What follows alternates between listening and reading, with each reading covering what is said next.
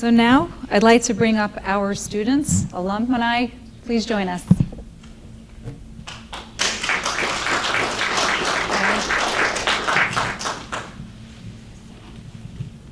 Well, it's exciting to have you here in New York at the Overseas Press Club, and each one of you have had a very interesting journey, I think, in the media line at the Bureau, and I want to share some of the stories with the audience and tell them a little bit about who you are. So I think we're going to begin with Liana first.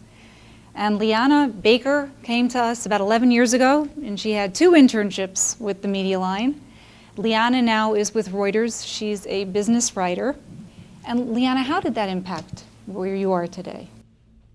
My first journalism internship was at the media line, and that's how I got my foot in the door before I was even in college. It's really hard to get an internship where you're producing stories, you're not just fetching coffee. On day 1 at the media line, I was sent out there reporting. So just to get that confidence so early on in my career was really, really helpful. When we spoke on the phone, we talked a little bit about how you went to cover the Olympics and how often you'd have to cold call people in order to get a story, or how you would address people when you're speaking to them, and the whole use of the medium of radio was really important. Can you elaborate on that? Sure. So I think in my first week at the media line, the editor said, Liana, there's the Lebanon wars happening. It was in '06. Get some members of the Knesset on the phone, see what they have to say. I'm like, what? We could call politicians up? Turns out they have a lot to say. They always want to talk to reporters, but just having to call up their offices was really, really great just for a student to know that people want to listen to you. And that was probably an eye-opener. And now as a reporter at Reuters covering mergers and acquisitions, I'm really working the phones all day long, cold calling bankers, trying to get information out of people. And that's something that I first learned with you guys. Katie Beiter, last summer was with us, and she joined us for several months. She wrote 50 stories, almost a story a day, which is not an easy feat, mind you. And she didn't come from journalism. And Katie, we too talked a little bit about what you were going to maybe say tonight, and you said you wanted to talk about a certain story that you wrote about. Yeah, so probably about a month into my internship, I explained to Felice that I was really interested in press freedom. And she suggested that be my first feature article, where I study press freedom, in the Middle East. Choose a couple of countries, find a couple of journalists, and talk to them about where the state of the press is right now in the Middle East. And that was my first sort of dip. That was my first sort of dip into journalism, the real cold calling, getting people on the phone type of journalism, where I found a couple of think tanks, a couple of NGOs. I found one guy who we'll call Ahmed, who had worked in Syria and Israel and the Palestinian territories and Egypt. I found another journalist from Oman, and it was a really interesting experience because it was my first time, utilizing social media, for instance, to get people on the phone. And just, I joke with Felice that I racked up quite the international phone bill, and I had a permanent kink in my neck like this from all the time I spent on the phone. But it was my real first dip into, learning how to research, be inquisitive, synthesize that information, and then, learn how to impart it. Now, Katie was coming to us from Rice University and Liana from Northwestern, and Asaf Zilberfarb just graduated Dartmouth. And we had an interesting summer where you interned at the media line. Right. And ISIS was unraveling, and ISIS was coming into play in terms of what they were doing. And we actually tried to reach out to some of the terrorists to see if you were able to actually get off going through Turkey, Right. and see if there was a way that you could actually join ISIS. Right. So, the others were talking about cold calling and being shocked that that's what they have to do kind of the first day in the job. I was joking with Felice that the Mossad must be after your computers, because after that summer I spent with you and the things I was Googling and the kind of connections that I was making online, someone must have tracked you guys. But Felice comes in and says, all these people, and this is way before the migrant crisis kind of became this big topic that everyone covered, but Felice comes into the newsroom and says, I think this is a big issue, and I think that it's really interesting to start thinking about how people are moving across borders and whether it's easy or hard or anyone's tracking or monitoring this. And seeing as you read and write Arabic, could you just try to, through Facebook and social media, reach out to a recruiter? Pretend you're someone who's based in London and you want to make your way into Syria, and I want to see how far we'll get. And we got pretty far, surprisingly. Too far. It was actually quite shocking. I think coming in, having never done anything related to journalism, just sitting in front of a computer and trying my best, we got pretty far. We were contacted by a lot of people, and it really provided us a lot of insight as to how this kind of movement and flow of people happens, and how easy it is, and how how surveillance doesn't really exist in the virtual space, at least not then.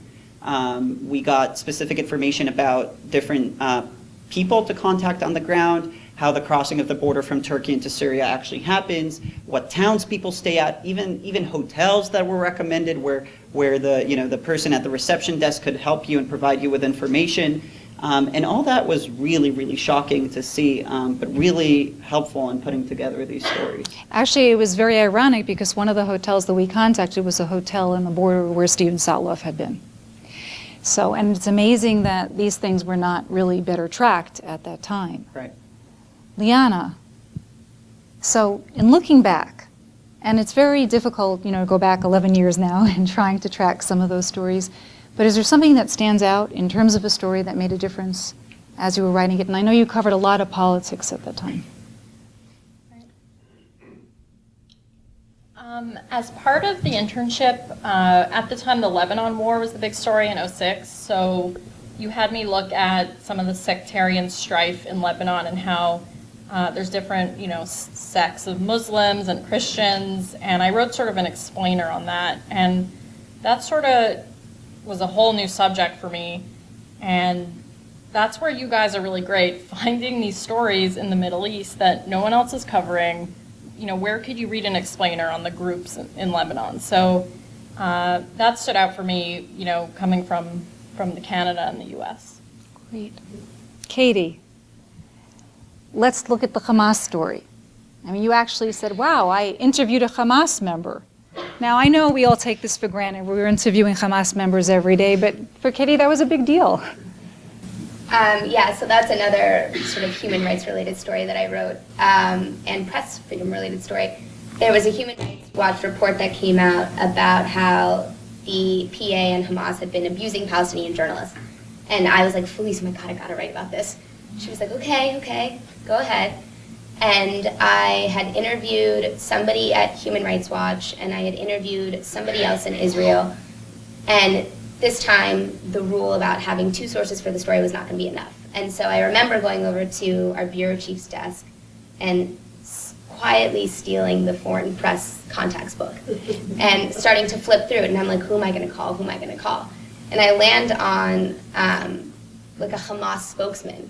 And I'm like, I'm just going to call him. And I pick up the phone, dial, and the next thing I know, I'm talking on the phone with somebody from Hamas. And I have no idea what I said to him. It was just like solely running on adrenaline. But I remember after that being like, wow, the story now has every side it needs and I can write it. And I think that was just probably the most exciting moment for me as a journalist working for you. Who at 22 could say that they spoke to Hamas? She wears that very clearly on her sleeve. Asaf does something very interesting since he was with us, and he actually speaks Arabic, English, and Hebrew fluently.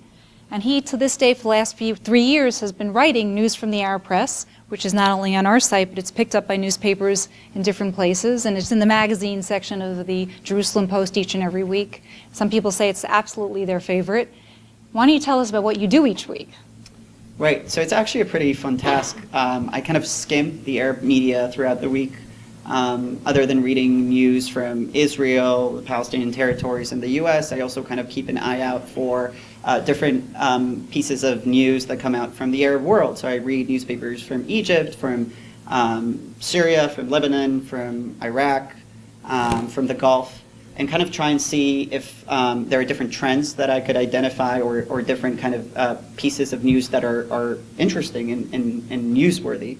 And then at the end of the week, I kind of gather 5 of the most interesting pieces and compile them into little snippets, and then that gets published together in English, translated into English, kind of allowing readers of the Jerusalem Post to see what the Arab world, kind of what the current trends are in the Arab world, perspectives about what's happening in Europe, in the US, in Israel, very quickly and in a very informative way. Sneak preview for this week. And the preview this week is actually interesting. I was just talking to, we all just met today, the other interns, and I say that most of the times there's so much to write about because there's so many things happening across the Middle East that I have to kind of push stuff aside. But this week was really interesting because everyone was writing about the same thing, and that was the boycott on Qatar. So the recent decision of many Gulf states to kind of boycott Qatar, not send any of their civilians over there, not allow airlines to land there. And it was really interesting. I think this was actually quite a kind of a quintessential media line experience because I was bringing a story from Al Jazeera saying, you know, why this is horrible, and then bringing one from Egypt saying why this is amazing, and then bringing one from El Sharq El Awsat, which is kind of this pan-Arab newspaper in London, saying why both sides really need to be more careful and how this could impact the U.S. And its relationship with the Gulf. So it's always really interesting to see how these different narratives come together and how one story that we often pick up on could really be portrayed in different ways across the world. Right.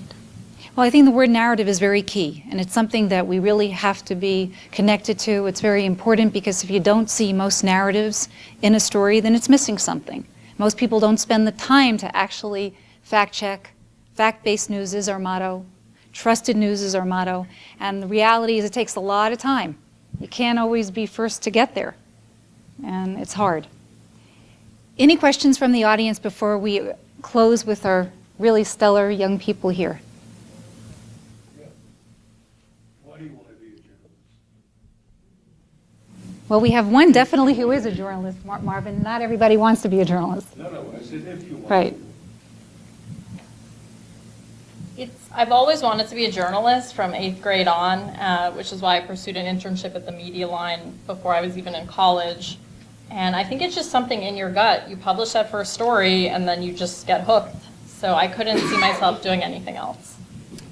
I had the chance to speak with you earlier tonight, Marvin, and it was a great honor sitting here and listening to you, but it really resonated with me. You know, my life dream is to do policy and to do politics.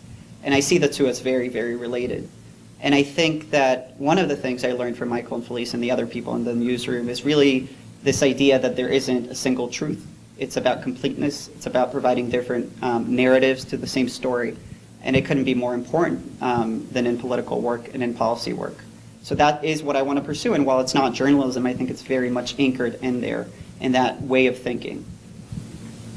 I think for me, when I was a kid, my nickname was 20 Questions, because I was always just like, okay, and just wanted more and more and more information, and journalism just allowed me to be like the keeper of all of that information, and then the synthesizer of it.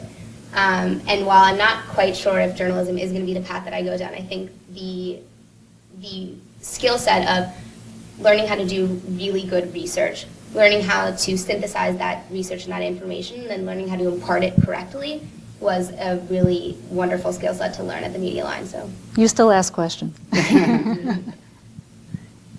Al. What are the stories you'd like to do next? I cover mergers and acquisitions in the tech, media, and telecom space, so it's very specific, but I love breaking news. That's another thing that I learned at the Media Line was that we're not just summarizing stories, even if you summarize stories, but Right. those are ones that are hard to get to. But yeah, setting the agenda by breaking, for me, it's impactful stories for the market. That's what I really want to do more of. I think the next story that would be fascinating to do would be to look a little more closely at ISIS in Libya, in North Africa. now that it's kind of retracting and moving away from the Levant, and seeing what's going to happen there next. I want to do any human rights related story. I feel like I've made that pretty evident as interest in like my beat, I guess. Well, I want to thank all three of you for coming and making an effort, and we wish you a lot of luck moving ahead.